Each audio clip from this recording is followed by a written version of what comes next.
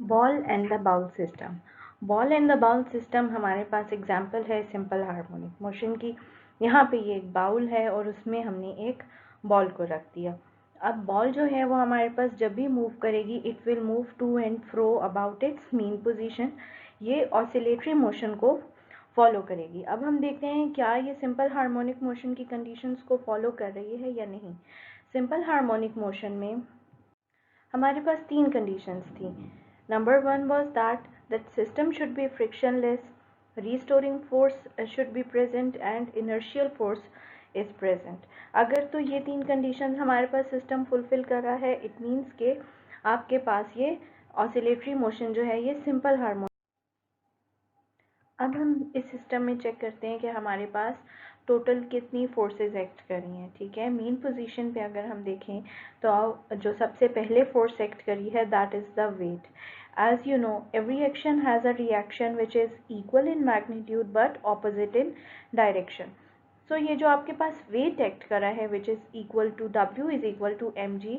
यहाँ पे m mass of the ball है and g is the gravitational acceleration. The reaction of this weight is R.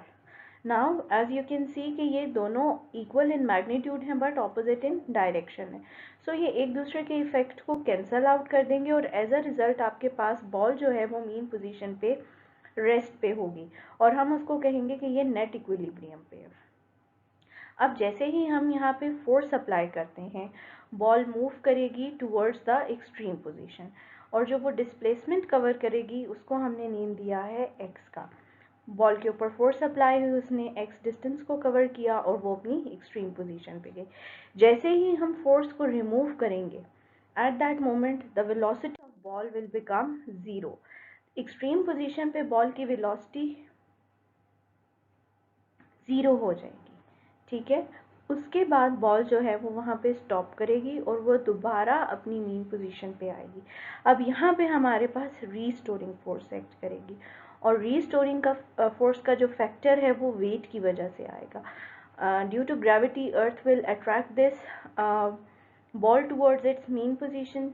तो आपके पास restoring force act करेगी और यहाँ पे ग्रेविटेशनल पोटेंशियल एनर्जी आपके पास एक्ट करेगी।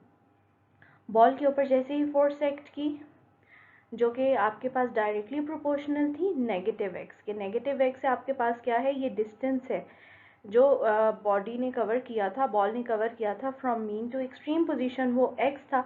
अब बॉल जो है वो नेगेटिव एक्स की तरफ जाएगी। रीस्टोरिंग फोर्स आपके पास जो है वो बॉल को मीन पोजीशन की तरफ लेके जाएगी। As you can see from this equation कि आपके पास जितना ज़्यादा डिस्टेंस होगा उतनी ही ज़्यादा रीस्टोरिंग फोर्स होगी। ठीक है, अब बॉल जो है वो जब रीस्टोरिंग फोर्स उस पर एक्ट करेगी तो आपके पास एक्सेलरेशन जो है वो भी डायरेक्टली प्रोपोर्शनल होगी नेगेटिव एक्स के।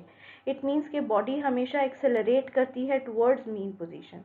सो बॉल यहाँ पे जाएगी मीन पोजीशन पे but it will not stop hair, it will move further because of inertial force. अब यहाँ पे इनर्शियल फोर्स एक्ट की और बॉल स्टॉप नहीं हुई मीन पोजीशन पे बल्कि वो सेकेंड एक्सट्रीम पोजीशन पे चलेगी अंडर इनर्शियल फोर्स।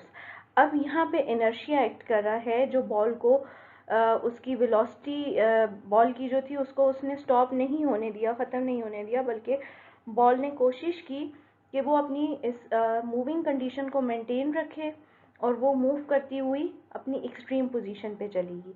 एक पॉइंट ऐसा आएगा कि इनर्शियल फोर्स जो है वो मिनिमम हो जाएगी, आपके पास वेलोसिटी जो है वो ज़ीरो हो जाएगी और बॉल दोबारा अपनी मीन पोजीशन की तरफ आएगी और ये बॉल फिर ऑसिलेट करेगी।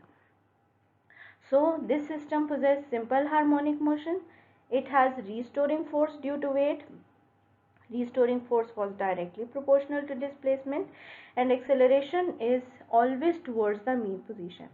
So यहाँ पे ball and the bowl system हमारे पास simple harmonic motion को possess कर रहा है.